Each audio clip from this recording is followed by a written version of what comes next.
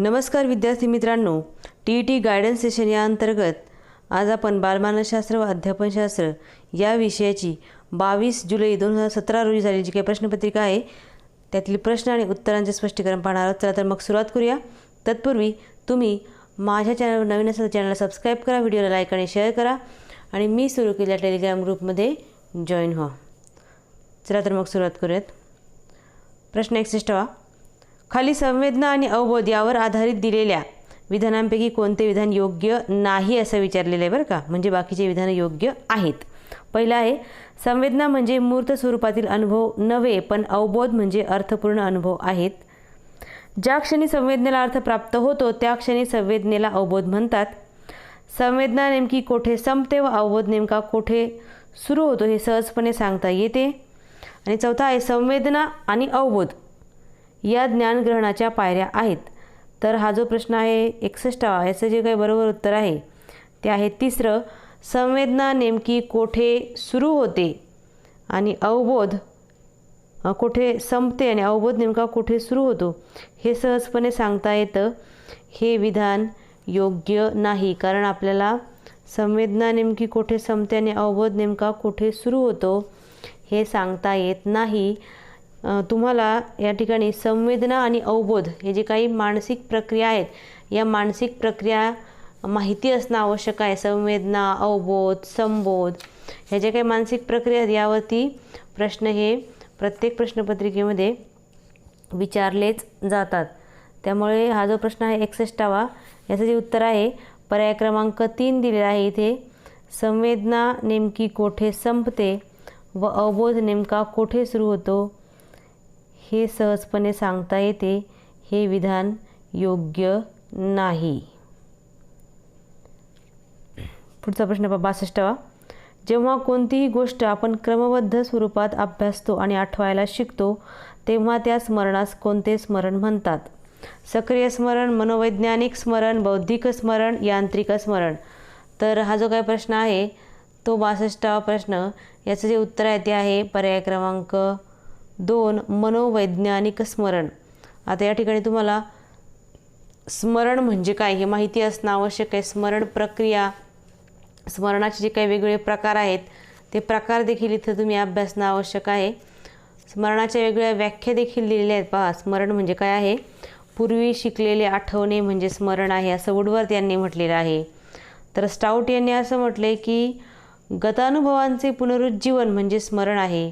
Ross म्हणतात की स्मृती म्हणजे नवा अनुभव। तर हे स्मरण प्रक्रिया जी आहे या स्मरणाचे वेगवेगळे घटक आहेत। सक्रिय स्मरण, मनोवैज्ञानिक स्मरण, बौद्धिक स्मरण, यांत्रिक स्मरण। त्यातला जो काही प्रकार आहे जेव्हा कोणतीही गोष्ट आपण क्रमबद्ध स्वरूपामध्ये अभ्यासतो आणि आठवायला शिकतो त्याला मनोवैज्ञानिक स्मरण असे म्हणतात। पुढचा प्रश्न 63 खाली दिलेल्या संबोध निर्मितीच्या टप्प्यांचा योग्य क्रम कोणता? आता आपल्याला माहिती आहे संबोध निर्मिती जी आहे संबोधाच्या आधी कोणत्या अवस्था असतात? संवेदना, त्यानंतर अवबोध आणि त्यानंतर तिसरा असतो संबोध। तर या संबोध निर्मिती कशी होती नेमकी? तर संबोध निर्मितीच्या टप्प्याचा योग्य क्रम कोणता आहे? तर पर्याय पहा, एकाच जातीच्या अनेक वस्तूंच्या ज्ञानातून वस्तुगत गुणांचे विश्लेषण करून काही गुणविशेष अलग करणे। दुसरा आहे अलग केलेल्या गुणविशेषावरून सामान्यीकरण करणे। वस्तूंचे प्रत्यक्ष ज्ञान होणे, शब्दरूपाने तो संबोध व्यक्त करणे, संबोधाला अमूर्त स्वरूप देणे। हे 5 टप्पे आहेत। त्याचा योग्य क्रम कोणता आहे पहा, पहिल्याने कोणता असणार आहे? तर हा जो प्रश्न आहे याचं जे बरोबर उत्तर आहे 63व्या प्रश्नाचं ते आहे पर्याय क्रमांक 2 क, अ, ब, ई आणि ड। क म्हणजेच काय, कुठल्याही वस्तूचं प्रत्यक्ष ज्ञान होणं ही जी आहे ती पहिली पायरी आहे। दुसरं जे आहे अ, एकाच जातीच्या अनेक वस्तूंच्या ज्ञानातून वस्तुगत गुणांचं विश्लेषण करून काही गुणविशेष वेगळा करणे। तिसरं आहे ब, अलग केलेल्या गुणविशेषावरून सामान्यीकरण करणे। त्याच्यानंतर आहे ई, संबोधाला अमूर्त स्वरूप देणे आणि ड, शब्दरूपाने तो संबोध व्यक्त करणे। या बाबतीमध्ये संबोध म्हणजे नेमकं काय हे मी मागच्या व्हिडिओमध्ये पण स्पष्ट केलं आहे। संबोध ही अवबोधाच्या पुढची पायरी आहे। वेगवेगळ्या अवबोधांच्या निरीक्षणावरून आणि त्यातलं सारखेपणा काढून आपण काय करतो, त्या अवबोधांचं सामान्यीकरण करतो। अवबोध म्हणजेच काय, संवेदनेला प्राप्त झालेला अर्थ। संवेदना आणि तिला दिलेला अर्थ म्हणजेच काय आहे, अवबोध। संवेदना कुठून होते आपल्याला? 5 ज्ञानेंद्रियांच्या मार्फत, कान, नाक, डोळे, जीभ आणि त्वचा. आता संबोध, उदाहरणार्थ कुत्रा हा संबोध आहे. लहान मुलाने आपल्या घरासमोर फिरणारा आणि भुंकणारा प्राणी पाहिला. त्याला कुत्रा असे म्हणतात, आईने सांगितलं. त्यानंतर त्याला दुसरा तसाच पण वेगळ्या रंगाचा प्राणी दिसला. तिसऱ्या वेळी त्याला जास्त केसाळ आणि भुंकणारा प्राणी दिसला. या सगळ्या प्राण्यांचं नाव कुत्रा आहे असं त्याला दरवेळी सांगण्यात आलं. या प्रत्येक वेळी काय झालं, त्याचा अवबोध, त्याच्या डोळ्यांना जी काही संवेदना झाली त्या संवेदनेला जो काही अर्थ प्राप्त झाला, म्हणजे काय अवबोध, तो अवबोध प्रत्येक वेळेस भिन्न होता. काही कुत्रे कसे होते, पांढरे, काही काळे, काही केसाळ, काही कमी केसाचे. कारण सगळे कुत्रे सर्व अर्थाने सारखे दिसत नव्हते. तरी देखील या सर्व अवबोधातून कुत्र्याची वैशिष्ट्ये मुलाच्या लक्षात आली आणि कुत्रा या संकल्पनेचा अर्थ विकसित झाला. दुसरा एखादा प्राणी पाहिला 4 पायाचा, तर तो कुत्राच असणार आहे का? तर तो एखादा दुसरा मांजर हा प्राणी पाहिला, तर 4 पाय आहेत पण तर हा मांजर आहे, याचा आवाज वेगळा आहे. हे वेगवेगळ्या अवबोधामधून काय करणार आहे, ती व्यक्ती किंवा बालक वस्तूची जाती सामान्यत्व म्हणजेच काय, शोधून काढणार आहे. या विशिष्ट जातीमध्ये काय सारखेपणा आहे, कुत्र्या जातीमध्ये काय सारखेपणा आहे, मांजरीमध्ये काय सारखेपणा आहे. याप्रमाणे सगळ्या वस्तू, प्राणी, पक्षी यांच्या संकल्पना तयार होतात. त्या कशा होतात, मग या क्रमाने होतात. पहिले वस्तूंचं ज्ञान होतं, नंतर त्या गुणांचा विश्लेषण करून एखादा गुणविशेष बाहेर काढला जातो. तिसरा आहे सामान्यीकरण होतं. चौथा आहे संबोधाला अमूर्त स्वरूप देतो. आणि 5वा आहे शब्दरूपाने संबोध व्यक्त करणे. पुढील प्रश्न 65वा. खाली स्मृती प्रतिमेतील टप्प्याविषयीचे कोणते विधान बरोबर आहे? आता तुम्हाला इथं स्मरणाची प्रक्रिया माहिती पाहिजे. आता पर्याय पहा काय, प्राथमिक स्मृती प्रतिमा ही अणुप्रतिमेपेक्षा कमी तीव्र असते. दुसरा आहे स्मृती प्रतिमा ही प्राथमिक स्मृती प्रतिमेपेक्षा जास्त तीव्र असते. तिसरा आहे स्वप्नातील प्रतिमा सर्व अणुप्रतिमा असतात. चौथा आहे अणुप्रतिमेची तीव्रता सुरुवातीला कमी असते. तर हा जो काही आहे प्रश्न 64वा, त्याचं बरोबर उत्तर आहे पर्याय क्रमांक 1. प्राथमिक स्मृती प्रतिमा ही अणुप्रतिमेपेक्षा कमी तीव्र असते. हे विधान इथं बरोबर सांगितलेलं आहे. आता तुम्हाला माहिती पाहिजे की अणुप्रतिमा म्हणजे नेमकं काय, प्रतिमा म्हणजे नेमकं काय, या गोष्टी इथं माहिती असणं गरजेचं आहे. अन्यथा इथं सगळे पर्याय आपल्याला सारखेच वाटणार आणि योग्य तो पर्यायाचं उत्तर आपल्याला तिथं देता येणार नाही. त्यामुळं संवेदना, अवबोध, प्रतिमा. आता अणुप्रतिमा म्हणजेच काय आहे, एखादी गोष्ट आपण पाहिल्यानंतर थोडीफार त्याच्याबद्दल आपल्या मनामध्ये प्रतिमा ही तयार होत असते. म्हणजेच काय, याच्यावर एक छोटासा प्रयोगसुद्धा आहे. प्रतिमेविषयीच्या व्हिडिओमध्ये मी त्याचं स्पष्टीकरण तुम्हाला करून सांगणार आहे. पुढचा प्रश्न आहे आपला पहा 65वा. खाली दिलेल्या विधानांमध्ये अध्ययनाचे कूट आकलनास सहाय्यक ठरणारे विधान कोणते? व्यक्ती निर्णय घेताना विचारांपेक्षा भावनेला महत्त्व देते. एखादी व्यक्ती समस्या सोडवण्याच्या ऐवजी समस्येपासून स्वतःची सुटका करून घेते. व्यक्ती आपल्याला सोयीस्कर असा अर्थ काढते. एखाद्या व्यक्तीबद्दल विचाराबद्दल पूर्वग्रह न ठेवता विचार करते. तर 65 प्रश्नाचं जे काही उत्तर आहे पर्याय क्रमांक 4. एखाद्या व्यक्तीबद्दल विचाराबद्दल पूर्वग्रह न ठेवता विचार करते. म्हणजेच काय, कूट उकलण्यास सहाय्यक ठरणारे विधान जे आहे ते 4थं विधान आहे. जर आपण एखाद्या व्यक्तीबद्दल पूर्वग्रह न ठेवता जर विचार केला असेल तर ते विचार हे कूट आकलनाला सहाय्यक ठरणारे असणार आहेत. त्यानंतर 66वा प्रश्न पाहता. खाली दिलेल्या विधानामध्ये अध्ययनाचे कोणते लक्षण अयोग्य आहे? अध्ययन ही एक वर्तन प्रक्रिया असून ती उद्दिष्टाप्रत जाणारी असते. उद्दिष्ट प्राप्तीच्या दृष्टीने त्यास्त हालचालींची आवर्तने अनावश्यक ठरतात. अध्ययनासाठी प्रेरणा म्हणून पारितोषिके महत्त्वाची ठरतात. उद्दिष्ट प्राप्तीच्या दृष्टीने धडपड करावी लागते. आता इथं काय आहे, एकंदरीत जी काही अध्ययनाची प्रक्रिया आहे त्या अध्ययन प्रक्रिया म्हणजे काय तुम्हाला माहिती असणं आवश्यक आहे. आणि अध्ययन प्रक्रियेचं स्वरूप काय आहे ते स्वरूप इथं स्पष्ट करण्याचा प्रयत्न केलेला आहे. प्रश्न काय आहे, कोणते लक्षण अयोग्य आहे? तर 66चा बरोबर उत्तर आहे पर्याय क्रमांक 2. उद्दिष्ट प्राप्तीसाठीच्या हालचालीची आवर्तने अनावश्यक ठरतात. हे लक्षण अयोग्य आहे. मग योग्य काय आहे, तर उद्दिष्ट प्राप्तीच्या हालचालीची आवर्तने आवश्यक ठरतात. म्हणजेच काय, ज्यावेळेस आपण अध्ययन प्रक्रियेचं स्वरूप अभ्यासतो त्या अध्ययन प्रक्रिये स्वरूपामध्ये महत्त्वाच्या ज्या गोष्टी आहेत त्या 7 आहेत. पहिला आहे उद्दिष्टाधिष्ठित अध्ययन प्रक्रिया उद्दिष्टाधिष्ठित असावी. दुसरा आहे प्रेरणा. अध्ययनासाठी एखादे उद्दिष्ट डोळ्यासमोर असून भागत नाही त्या व्यक्तीला प्रेरणा पण मिळाली पाहिजे. तिसरा आहे शोध. उद्दिष्ट निश्चित झाले, प्रेरणा मिळाली की व्यक्ती अध्ययन करते, शोध घेते. चौथा आहे पुनरावृत्ती. म्हणजेच काय, उद्दिष्टाच्या प्राप्तीसाठी प्रयत्नांची सतत पुनरावृत्ती करावी लागते. 5वा आहे मर्मदर्शन. ज्या कृतींची सहज पुनरावृत्ती करतो अशी पुनरावृत्ती करताना अचानक एखादी गोष्ट आपल्याला सुचते म्हणजे मर्म. 6 आहे वर्तनाची पुनर्रचना आणि 7 आहे समायोजन. ही 7 जी काय घटक आहेत अध्ययन प्रक्रियेचे, त्यातला जो घटक आहे पुनरावृत्तीची आवश्यकता आहे असं सांगितलेलं आहे अध्ययन प्रक्रिये स्वरूपामध्ये. तर आपला जो काय पर्याय आहे तो पर्याय क्रमांक 2 इथं बरोबर आहे. कोणते लक्षण अयोग्य आहे तर हालचालीची आवर्तने अनावश्यक ठरतात. हे अयोग्य आहे. हालचालीची आवर्तने करावीच लागतात म्हणजे पुनरावृत्ती करावीच लागते. पुढील प्रश्न पहा. सातत्यपूर्ण सर्वंकष मूल्यमापनाच्या खालील मर्यादापैकी कोणती मर्यादा अयोग्य आहे? अनुधावनाचा अभाव, पालकांची उदासीनता, समाजाचा किंवा गुणात्मक विकासावर भर, शैक्षणिक साधनांची कमतरता. कोणती मर्यादा अयोग्य आहे असं विचारलेलं आहे बरं का, योग्य नाही. त्याचं उत्तर आहे पर्याय क्रमांक 3 समाजाचा केवळ गुणात्मक विकासावर भर. ही जी काही मर्यादा आहे ती अयोग्य आहे. बाकीच्या मर्यादा योग्य आहेत. पालकांची उदासीनता असते, अनुधावनाचा अभाव असतो किंवा शैक्षणिक साधनांच्या कमतरतेमुळे काय होतं, सातत्यपूर्ण सर्वंकष मूल्यमापन चांगल्या प्रकारे होऊ शकत नाही. पुढील प्रश्न 68 पहा. इथे तुम्हाला काही सहसंबंध गुणक संख्या दिल्या आहेत आणि त्याचा लावलेला अर्थ यांच्या जोड्या लावायच्या आहेत. तर त्या जोड्या तुम्ही बघा, वाचून घ्या एकदा काय काय दिले याच्यामध्ये. जोड्यांमध्ये काय दिले, पहिलं काय प्लस 0.20 किंवा कमी 0.20 ते 0.40, 0.40 0.70, 0.70 ते 1. आता हे जे काय आहे ते 2 विषयामध्ये सहसंबंध आहे. तो सहसंबंध कशा प्रकारे दाखवलेला आहे याच्याविषयी माहिती आहे. सहसंबंध अल्प, उच्चतम, दुर्लक्षणयोग्य की मध्यम. तर याचा प्रश्न आहे. या प्रश्नाचं जे काही बरोबर उत्तर आहे प्रश्न क्रमांक 68चं ते आहे पर्याय क्रमांक 3. पर्याय क्रमांक 3 मध्ये काय म्हटले, 1 ची जोडी 3 मध्ये 1 ची जोडी काय आहे, क. म्हणजेच काय इथं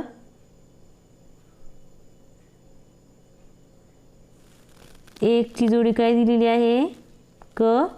सहसंबंध हा दुर्लक्षणाचा योग आहे म्हणजे 0.20 किंवा कमी असेल तर सहसंबंध इतका नाही आहे.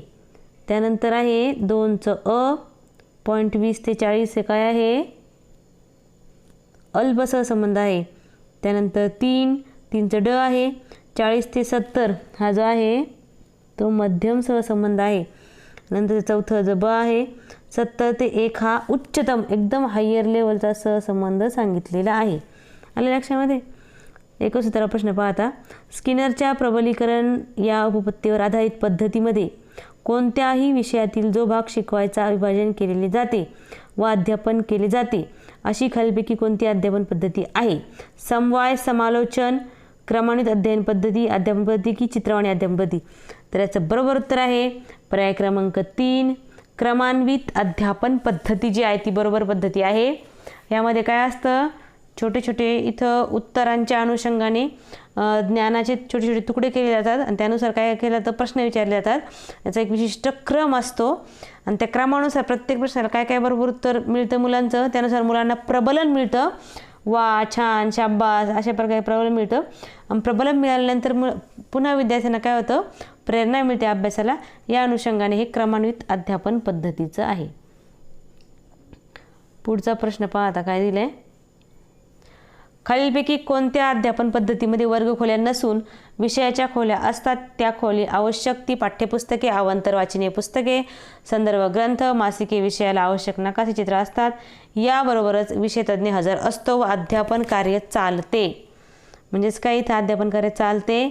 याच्यामध्ये पर्याय पहा, डाल्टन पद्धती, प्रोजेक्ट पद्धती, गॅरी योजना, मूल्योद्योगी शिक्षण पद्धती.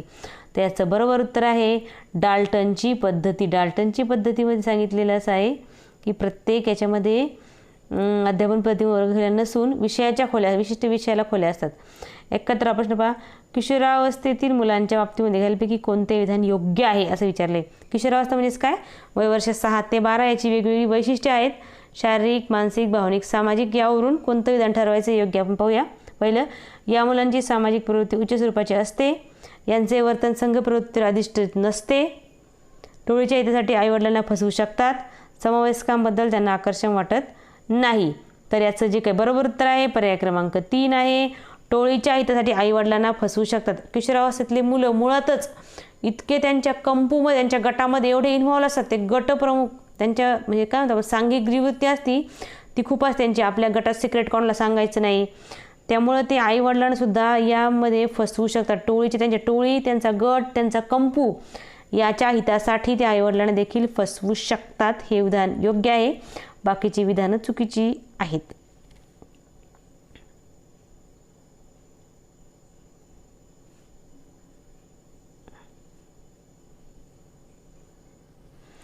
पुढे पहा, खाली दिलेल्या विधानामध्ये कोणते विधान शैशवावस्थेतील कारक विकासाचे वैशिष्ट्य आहे?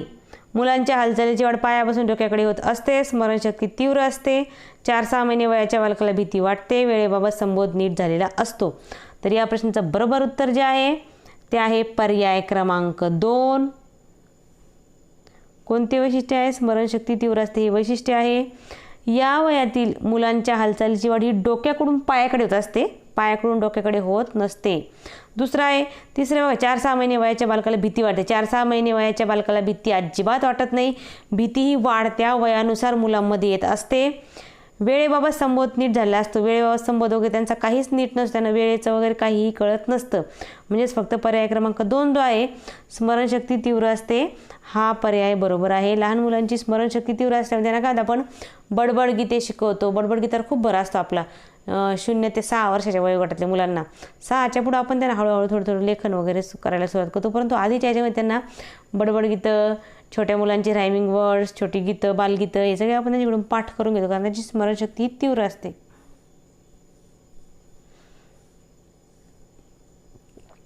पुढे पहा आता 73 प्रश्न. जीन पियाजे यांच्या उत्पत्तीवर प्रश्न आहे हा.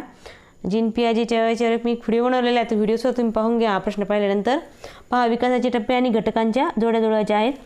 शब्दपूर्व अवस्था, क्रियापूर्व प्रतिनिधित्वाचा काळ, मूर्त क्रियाकाल अवस्था, बौद्धिक विकासाची अवस्था. तर हा जो प्रश्न आहे या प्रश्नाचं जे काही बरोबर उत्तर आहे ते आहे पर्याय क्रमांक 2 जे आहे ते याचं बरोबर उत्तर आहे. पहिलं जे आहे शब्दपूर्व अवस्था. शब्दपूर्व अवस्था म्हणजेच काय, इथं एकदम आधीची अवस्था आहे, सुरुवातीची अवस्था आहे ही. याचं जे आहे पर्याय तो आहे क. मूल चेतकाचे वर्गीकरण करायला शिकते शब्दपूर्व अवस्थेमध्ये. जीन पियाजे यांच्या 4 अवस्था आहेत. त्या 4 अवस्थांसाठी व्हिडिओ अवश्य पहा तुम्ही. डिस्क्रिप्शन बॉक्समध्ये व्हिडिओची लिंक देईल मी. दुसरा आहे क्रियापूर्व प्रतिनिधित्वाचा काळ. म्हणजेच काय, दोन जो काही प्रमाणात संबोधाची, क्रियापूर्व प्रतिनिधित्वाच्या काळामध्ये काही प्रमाणात थोडेफार संबोधाची निर्मिती ही होत असते. त्यानंतर तिसरा आहे ड. मूर्त क्रियाकाल अवस्था, सहसंबंध मध्यम. आणि चौथा आहे बौद्धिक विकासाची अवस्था. या अवस्थेमध्ये मूल हे खूप म्हणजे 13 वर्षाचे पुढं असं हे मूल वैचारिक समस्या सोडवणे, समस्या निराकरण करणे, तर्क करणे, अमूर्त विचारशक्ती त्यांची डेव्हलप होते. अशा पद्धतीने ही सगळ्यात शेवटची अवस्था आहे ती बौद्धिक विकासाची अवस्था. ही सर्वात शेवटची अवस्था आहे. चला आता आपण पुढचा प्रश्न पाहूयात. 74 प्रश्न. व्यक्तीच्या विकासामध्ये अनुवंशाचा अभ्यास अत्यंत महत्त्वाचा असतो. याला खालीलपैकी कोणते विधान समर्थन करते? कोणते विधान समर्थन करते बघायचे आता. बालकाचे व्यक्तिमत्व त्यांचे पालक आणि शिक्षक पूर्णपणे विकसित करू शकतात. अनुवंशाने प्राप्त होणाऱ्या गोष्टींचा व्यक्तिमत्व विकासामध्ये वाटा नसतो. जन्मजात स्वभाव हा व्यक्तिमत्व विकासातील महत्त्वाचा घटक असतो. व्यक्तीच्या विकासातील बुद्धिमत्ता घटक अनुवंशावर अवलंबून नसतो. तर याचं जे बरोबर उत्तर आहे 74 प्रश्नाचं ते आहे पर्याय क्रमांक 3. जन्मजात स्वभाव हा व्यक्तिमत्व विकासातील महत्त्वाचा घटक असतो. हे विधान समर्थन करते.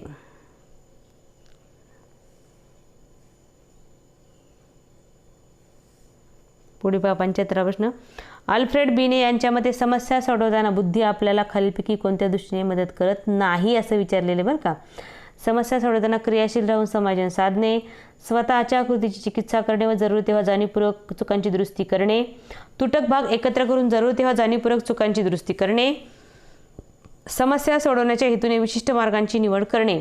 तर 75 प्रश्नाचं उत्तर जे आहे ते आहे पर्याय क्रमांक 3. तुटक भाग एकत्र करून जरूर तेव्हा जाणीवपूर्वक चुकांची दुरुस्ती करणे. हे अल्फ्रेड बिने यांच्या मते समस्या सोडवताना बुद्धी जी आहे ती आपल्याला या दृष्टीने मदत करत नाही असं म्हटलेलं आहे. बाकी दृष्टीने मदत करते. समस्या सोडवताना क्रियाशील राहून समाधान साधते, स्वतःच्या कृतीची चिकित्सा करते, जरूर तेव्हा जाणीवपूर्वक चुकांची दुरुस्ती करते, समस्या सोडवण्याच्या हेतूने विशिष्ट मार्गांची निवड करत असते बुद्धी आपली. फक्त तिसरी गोष्ट आहे ती करत नाही. 76 प्रश्न पहा, बुद्धीच्या मापनासाठी दृक्प्रतिमांची स्पष्टता तपासण्याची पद्धत खालीलपैकी कोणत्या मानसशास्त्रज्ञाने शोधून काढली? याचं उत्तर आहे गाल्टन यांनी ही पद्धत शोधून काढलेली आहे.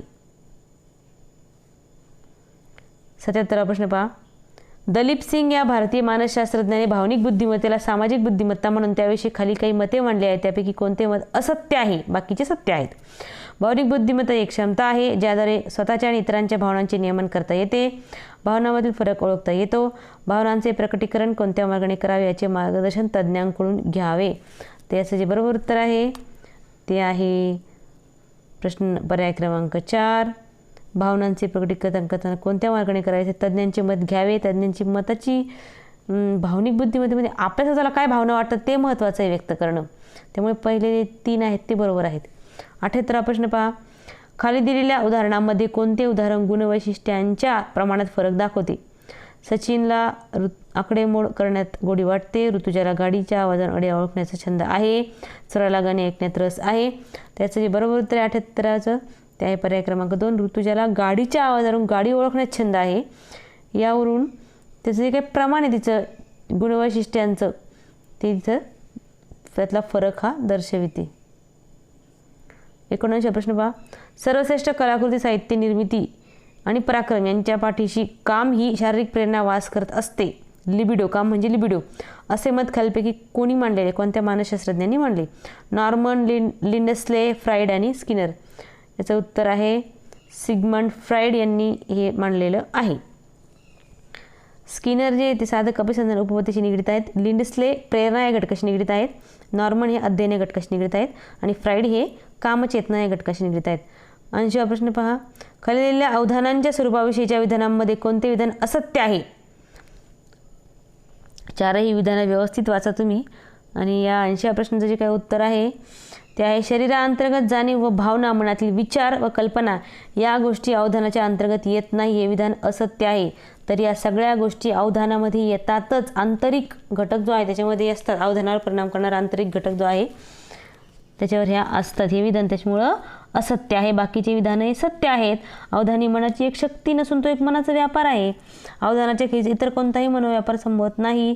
अवधान क्रियेमध्ये ज्ञानात्मकता, क्रियात्मकता या सगळ्या गोष्टी असतात. तर पुढचा प्रश्न आपण पाहूयात. विद्यार्थ्यांचे अध्ययन चांगले व्हायचे असेल तर शिक्षकाचे पाठ्यवस्तूवर प्रभुत्व असणे आवश्यक आहे असे मत खालीलपैकी कोणी आपल्या प्रतिमानात मांडले? तुम्हाला अध्ययन अध्यापनाची प्रतिमा इथं माहिती असणं आवश्यक आहे. तर या जो प्रश्नाचं उत्तर आहे ते आहे टर्नर आणि फत्तू यांनी असं म्हणलेले आहे की अध्ययन चांगले व्हायचे असेल तर शिक्षकाचे पाठ्यवस्तूवर प्रभुत्व असणे आवश्यक आहे. 83 प्रश्न पहा, जेव्हा विद्यार्थ्यांच्या वैशिष्ट्यांचा विकास करून त्यांचे भावजीवन अधिक समृद्ध केले जाते व त्याद्वारे सामाजिक वातावरण आणि एकूण पर्यावरणाशी सर्जनशील संबंध प्रस्थापित करण्यास मदत केली जाते तेव्हा खालीलपैकी कोणत्या प्रतिमानाचा उपयोग होतो? पर्याय पहा, ज्ञान प्रक्रियाकरण प्रतिमान, वर्तन परिवर्तन प्रतिमान, व्यक्तिगत विकास प्रतिमान, सामाजिक आंतरक्रिया प्रतिमान. त्याचं बरोबर उत्तर आहे पर्याय क्रमांक 3. व्यक्तिगत विकास प्रतिमानामध्ये ही गोष्ट होत असते. विद्यार्थ्यांच्या वैशिष्ट्यांचा विकास करून त्यांचे भावजीवन समृद्ध करण्याचा प्रयत्न केला जातो. 84 प्रश्न पहा, अंध विद्यार्थ्यांना अध्यापन करताना काय करायचं आहे? इथं अंध विद्यार्थ्यांना अध्यापन करताना शिक्षकांनी पुढीलपैकी कोणत्या तत्वाचा अवलंब करू नये असं विचारलेलं आहे. अधिकची चेतना, एकात्म अनुदेशन, अमूर्तता की स्वकृती. याचं बरोबर उत्तर आहे अमूर्तता या तत्वाचा अवलंब करू नये कारण त्यांना डोळ्यांनी दिसत नाही. 85 प्रश्न पहा, अध्ययनार्थ्यांमध्ये मागासलेपणा येण्याचे खालीलपैकी कोणते शालेय कारण नाही? शालेय व्यवस्थापन दोषपूर्ण असणे, शैक्षणिक साहित्यांचा अभाव असणे, पालक अशिक्षित असणे, पर्यवेक्षक व इतर घटकांची सहानुभूती नसणे. तर या प्रश्नाचं जे काही बरोबर उत्तर आहे 85 ते आहे 3. पालक अशिक्षित असणे जे आहे हे 3 इथं आहे. पालक अशिक्षित असणे जे आहे हे याचं उत्तर नाही. आत्मनिरीक्षण पद्धतीबाबत खाली दिलेल्या विधानांतून कोणते विधान अयोग्य आहे? स्वतःमधील दोष निवारण करता येतात. या पद्धतीचे जनक वुंट टिचनेर आहेत. काढलेले निष्कर्ष पुन्हा पडताळून पाहता येत नाहीत. ही पद्धती व्यक्तिनिष्ठ नसून वस्तुनिष्ठ आहे. त्याचं जे बरोबर उत्तर आहे ते आहे पर्याय क्रमांक 4. ही पद्धती व्यक्तिनिष्ठ नसून वस्तुनिष्ठ पद्धती सांगितलेली आहे. पुढील प्रश्न पहा 87. खालीलपैकी व्यक्तिमत्वावर परिणाम करणाऱ्या मनोसामाजिक घटकांचा योग्य गट कोणता?